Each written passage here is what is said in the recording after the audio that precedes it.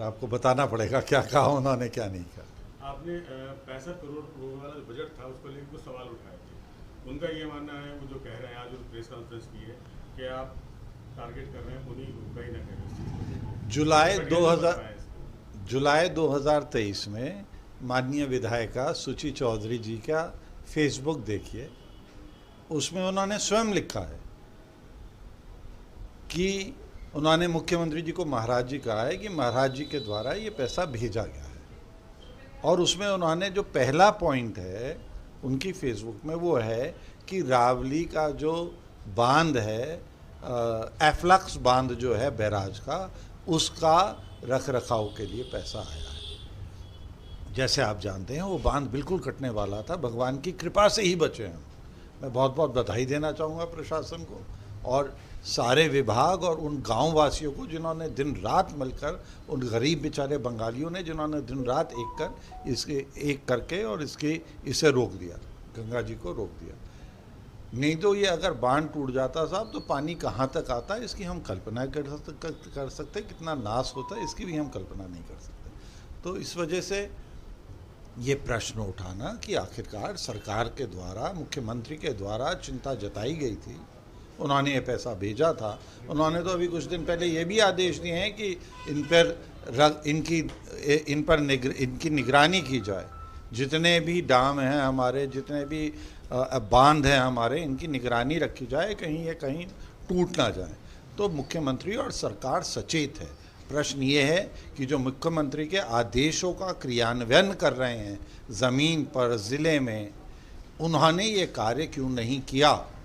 बाढ़ नियंत्रण विभाग ने ये कार्य अभी तक क्यों नहीं किया? बैराज के जो रख रखाव का कार्य कर रहे हैं, ये उन्होंने कार्य क्यों नहीं किया? ये प्रश्न उनका है, मैंने तो किसी का नाम नहीं लिया। ये प्रश्न उनका है। कहाँ से हमें सूचना मिल रही है? माननीय विधायिका खुद अपनी फेसबुक पे लिख रही हैं। तो ये सवाल जवाब माननीय विधायिका दें, माननीय विधायिका दें ना ये सवाल जवाब। हमारे ज़िले के इस समय सबसे सीनियर विधायक अशोक राणा जी हैं।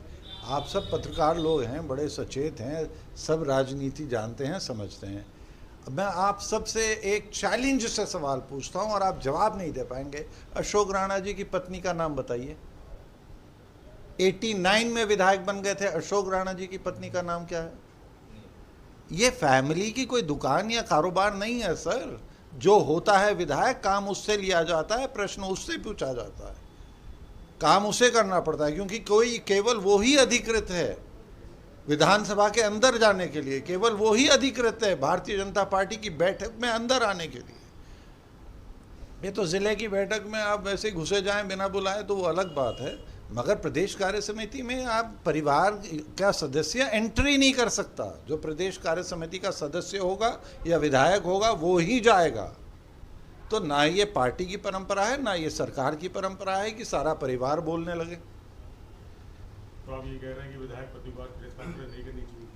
सबको करनी चाहिए, मगर वो आप खुद ही जवाब दे रहे हैं कि वो प्रेस कॉन्फ्रेंस इसलिए कर रहे हैं क्योंकि वो पति हैं।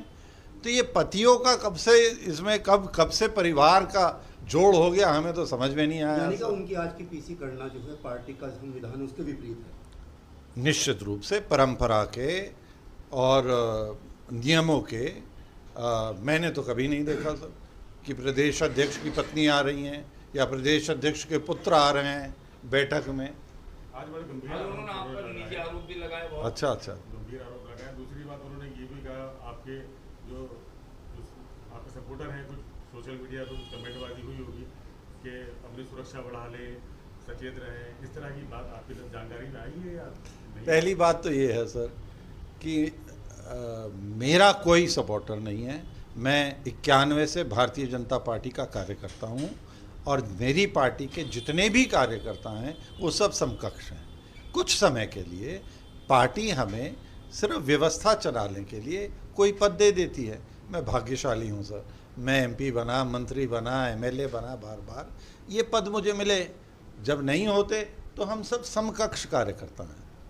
हम में से कोई बड़ा नहीं है, कोई छोटा नहीं है। कुछ दिनों के लिए सिर्फ व्यवस्था के लिए हमें बड़ा मान लिया जाता है, केवल व्यवस्था चलाने के तो लिए। क्या आप सुरक्षा मेरा बढ़ाओगे? कोई कार्यकर्ता नहीं है सर, हम सब भारतीय जनता पार्टी के कार्यकर्ता हैं, और केवल भारतीय जनता पार्टी के कार्यकर्ताओं को नहीं, ये तो हर बिजनौर के वोटर को, हर ज़िले के वोटर को, हर प्रदेश के निवासी को ये हक है कि वो पूछे कि ये 65 करोड़ रुपया जो माननीय मुख्यमंत्री जी ने यहाँ के गरीब किसानों के लिए भेजा था, उनकी भूमि कट रही है, उनकी कृषि भूमि कट रही है, उनके घर बह जाते हैं, उनके गांव बह जाते हैं कट कट के, ये क्यों नहीं लगा? कार्य के नाम पर हमें दिखाया जा रहा है एक प्लास्टिक की चद्दर, वो फट चुकी है, 1 साल पहले लगी थी, अभी फट गई है। उसे कह रहे हैं ये जियो ट्यूब है। साहब कुछ ही नाम दे दीजिए, वो फटी क्यों 1 साल में? जो 20 साल पहले मेरे टाइम पे ठोकर लगाई गई थी, जिसे इंग्लिश में कहते हैं बोल्डर स्टड, वो आज भी खड़े हुए हैं। वैसे बोल्डर स्टड क्यों नहीं लगे? 1 करोड़ रुपए में भी अगर एक स्टड लग जाता, 65 करोड़ से 65 स्टड अगर लग जाते, तो इस जिले में कभी कटान ना होता। सिंचाई विभाग से आपने पूछा था इस बारे में? मैं तो प्रश्न पूछ रहा हूं, जवाब मेरे ख्याल से आपकी बात बिल्कुल सही है कि जवाब तो सिंचाई विभाग को देना है। ये बेचारे बीच में ये क्यों उलझ गए? क्या बात है? कोई दाल में काला है क्या सर? आप ही बताएंगे। मैं क्यों बताऊं सर? मैं तो प्रश्न पूछ रहा हूं। मैं आपसे बिल्कुल सहमत हूं। उत्तर तो सिंचाई विभाग भी नहीं, सिंचाई विभाग के बाढ़ खंड द्वारा आना चाहिए था। ये बाढ़ खंड का काम है, सिंचाई का नहीं है। ये तो सिंचाई विभाग के जो बाढ़ नियंत्रण का काम है, उसमें जो अधिकारी हैं, कुछ मुरादाबाद में बैठते हैं, कुछ धामपुर में जो यूनिट है वो मेरे ही द्वारा खुलवाया गया था जब मैं मंत्री था। ये उन्हें देना चाहिए जवाब। उसका क्रियान्वयन करना ना करना, उसकी डिटेल देना, ये उनका काम है।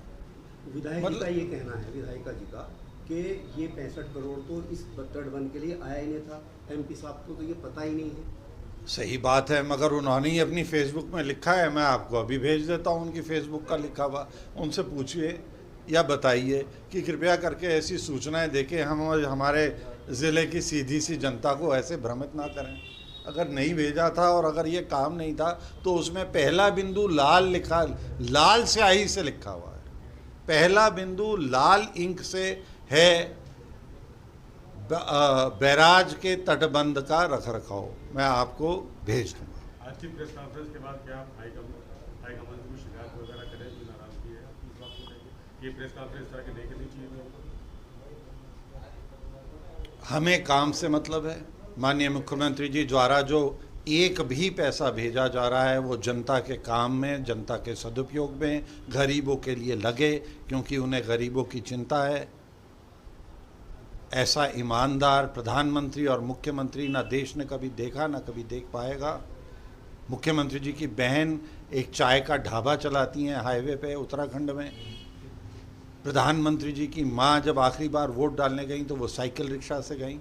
ऐसे ईमानदार प्रधानमंत्री और ऐसे ईमानदार मुख्यमंत्री का काम, उनका दिया हुआ पैसा यहाँ ज़मीन पर ना पहुँच पाए, तो ये हम सब भारतीय जनता पार्टी के मतदाताओं की, वोटरों की और सारी जनता की जिम्मेदारी है कि हम इस पे शासन की और सरकार की नज़र डलवाएं।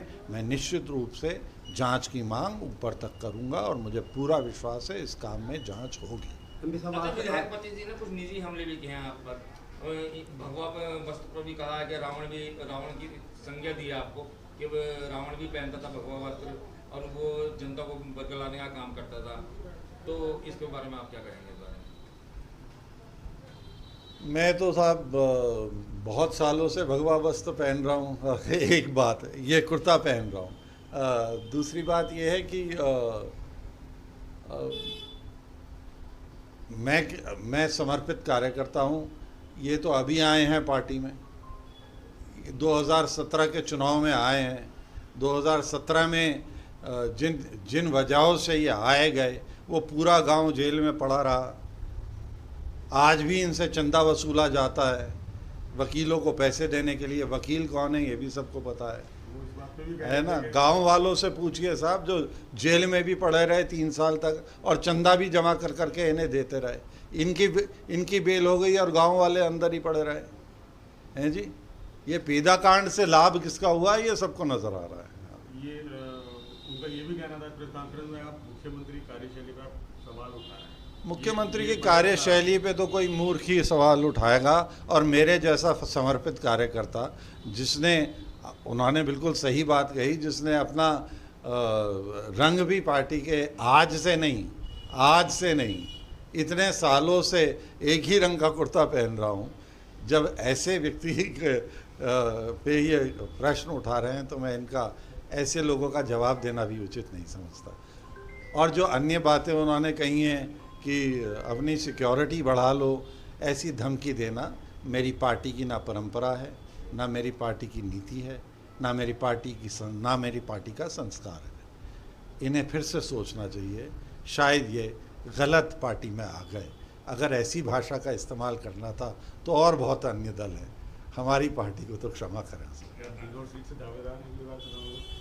ये तय हाईकमांड करेगा, हमारा काम अपनी पार्टी की नीति रीति नीचे तक पहुंचाना है। पार्टी के द्वारा भेजा गया जो धन है वो घर घर तक पहुंच पाए, जन जन तक पहुंच पाए, इसकी चिंता हम निरंतर करते रहेंगे। दावेदारों की लिस्ट में आपका नाम होगा या नहीं? ये भी पार्टी तय करेगी। दावेदार चाहे जितने बन जाए सर, टिकट किसे मिलेगा ये हाईकमांड तय करता है, सेंट्रल पार्लियामेंट्री बोर्ड तय करता है जो कि दिल्ली में बैठता है। उसका कोई लेना देना इन गरीबों से नहीं है। कृपया करके अपना ध्यान जब यहाँ घूमें तो यहाँ पर लगाइए, इनकी समस्याओं पर लगाइए। ये जो पैसा 65 करोड़ गायब हुआ है, इसका जवाब दें, इसका जवाब लें, सब मिलके इस पर काम करें। क्यों नहीं लगा? कभी कहते हैं पैसा वापस हो गया, घर आई लक्ष्मी क्यों लौटी? सरकार से पैसा लेना इतना कठिन है, ये आपने आधे से ज़्यादा धन क्यों लौटने दिया? क्यों नहीं अन्य प्रोजेक्ट हुए थे तभी सैंक्शन जो थे वो पूरे क्यों नहीं किए गए? ये वापस क्यों लौटा? ये चिंताएं क्यों नहीं, हम इन पर क्यों नहीं चर्चा कर रहे? निश्चित रूप से कर रहा हूँ, और इस पे ऊपर तक जाके करेंगे और करवाएंगे, और दोषियों को दंडित करवाएंगे। कौन से मंत्री? स्वतंत्र देव। हाँ, निश्चित रूप से उनसे भी कहेंगे, और मैं आपको विश्वास दिला रहा हूँ कि जांच होगी। अच्छा, कहीं ये वजह तो नहीं रही कि आपको जनता चाहती है, और उन्होंने बरसाती मेंढक कहा आपको कि आप लोग यहाँ पर टिकट की दावेदारी करेंगे तो उनका टिकट कट सकता है, तो इसलिए आपको बरसाती मेंढक कह के वो बौखला गया हूँ और आप पर आरोप लगा रहा हूँ? मैं तो केवल इतना कहना चाहूँगा कि साहब, चुनाव हिंदुस्तान में पहली दफ़ा 1937 में हुआ था। वो चुनाव मेरे दादाजी जीते थे, उसके बाद बार बार मेरे पिताजी जीते हैं, और उसके बाद मैं भी जीता हूँ। MP भी रह लिए, मंत्री भी रह लिए, विधायक भी रह लिए। आपके जो ज़िला का पुरातत्व अभिलेखन है उसके मुताबिक सहारनपुर का किला 400 साल पहले बन गया। अगर ऐसे पुराने इस ज़िले के रहने वालों को भी बरसाती मेंढक कहा जा रहा है तो आपकी परिभाषाओं का बहुत बहुत धन्यवाद।